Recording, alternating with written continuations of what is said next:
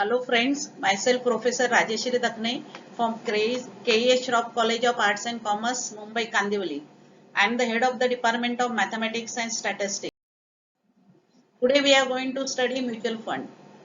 In the mutual fund, we are going to study introduction, types of mutual fund, other terms related with the mutual fund, and systematic investment plan, that is application of SIP, that is mutual fund is a financial service which consists of experts, analysts to manage pool of money collected from the investor. Common mutual fund are SBI, Franklin, Reliance, Tata. These mutual funds company decide where to invest the money collected from the investor. Here investor has no choice. Types of mutual fund. There are two types of mutual fund. Open-ended mutual fund and close-ended mutual fund. Close-ended mutual fund, these are offered with a fixed rate of investment, can be purchased from a mutual fund company during a specific period. These mutual fund get closed after due date. Open-ended mutual fund, these are mutual fund which has no fixed rate of investment. You can purchase or sold any time. These mutual funds are open.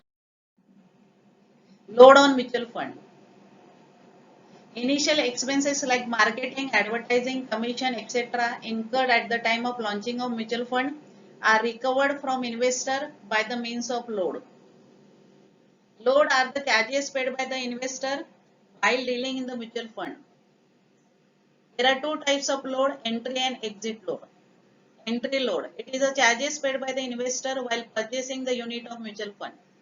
Entry load, that is while you are entering into the mutual fund. Exit load, charges paid by the investor while selling the units of mutual fund are known as exit load or back-end load. So when you exit from the mutual fund, charges you are paying that.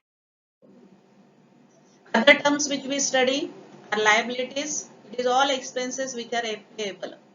NAV, net asset value. It is the value of each unit of mutual fund.